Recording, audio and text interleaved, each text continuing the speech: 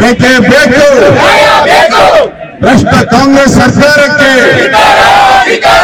ಗೂಂಡಾಗಿರಿ ಕಾಂಗ್ರೆಸ್ ಸರ್ಕಾರಕ್ಕೆ, ಗೂಂಡಾಗಿರಿ ಮಾಡಿದ ಪೊಲೀಸರಿಗೆ.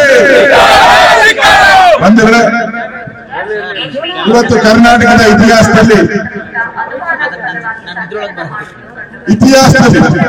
ಒಬ್ಬ ಶಾಸಕರಿಗೆ ಈ ರೀತಿ ಆಗಿರುವಂತದ್ದು ಕರ್ನಾಟಕ ಇತಿಹಾಸದಲ್ಲಿ ಯಾವುದಿಲ್ಲ.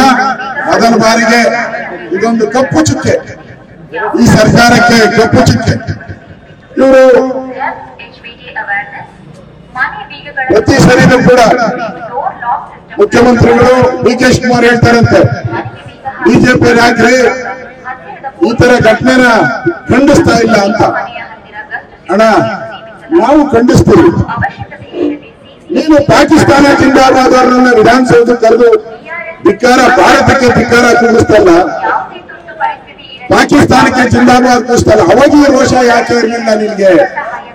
ಅವಾಗ ರೋಷ ಇರ್ಬೇಕಾಯ್ತಲ್ಲ. ಬಾಂಬ್ ಹಾಕಕ್ಕೆ ಆಟೋದಲ್ಲಿ ಬಂದ್ರಲ್ಲ, ಅವನ್ನೆಲ್ಲ ಕರ್ಕೊಂಡೋಗಿ ಬಿರಿಯಾನಿ ಕೊಡಿಸ್ತಲ್ಲ, ಅವಾಗ ನಿನ್ಗೆ ಯಾಕೆ ರೋಷ ಇರಲಿಲ್ಲ?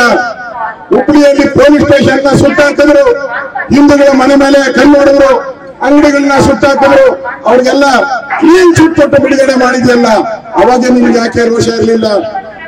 ಡಿಜೆಹಳ್ಳಿ, ಕೆಜೆಹಳ್ಳಿ, ಬೆಂಗಳೂರಲ್ಲಿ, ಶಿವಾಜಿನಗರದಲ್ಲಿ ಇಡೀ 3 ದಿನ ಇಡೀ ಬೆಂಗಳೂರನ್ನೇ ಬಂದ್ ಮಾಡಿದ್ರಲ್ಲ, ಅವಾಗ ಯಾಕೆ ನಿಮ್ಗೆ ರೋಷ ಇರಲಿಲ್ಲ? ಅಂದ್ರೆ ದೇಶ ವಿರೋಧಿ ಮಾಡಿದ್ರೆ ಅವ್ರಿಗೆಲ್ಲ ಬಿರಿಯಾನಿ ತರಿಸ್ಕೊಡೋದು.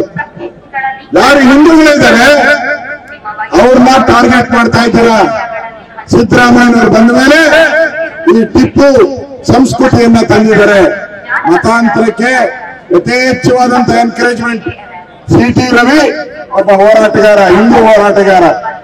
ಇವತ್ತು ಹಿಂದೂ ಹೋರಾಟಗಾರ ಅಂತೇಳಿ ಅವ್ರ ಮೇಲೆ ನೀವು ಕೇಸ್ ಹಾಕಿದ್ರು. ಆಯ್ತಪ್ಪ, ಅವ್ರೇನೋ ಹೇಳಿದ್ದಾರೆ ಅಂತಾರಲ್ಲ, ನಾನು ಹೇಳಕ್ಕಾಗಲ್ಲ ಮಾತನ್ನ. ಟಿವಿಗಳೆಲ್ಲ ಹಾಕ್ಬಿಟ್ಟಿದ್ದೀರಾ, ನಾನು ಹೇಳಿದ್ರೆ ನನ್ನ ಮೇಲೆ ಕೇಸ್ ಹಾಕ್ತಾರೆ, ಅದಕ್ಕೆ ಬಿಟ್ಟಿದ್ದೀನಿ. ಯಾವ ವರ್ಡು ನಾನು ಹೇಳಕ್ಕಾಗತ್ತನಪ್ಪ? ಹೇಳಕ್ಕಾಗಲ್ಲ.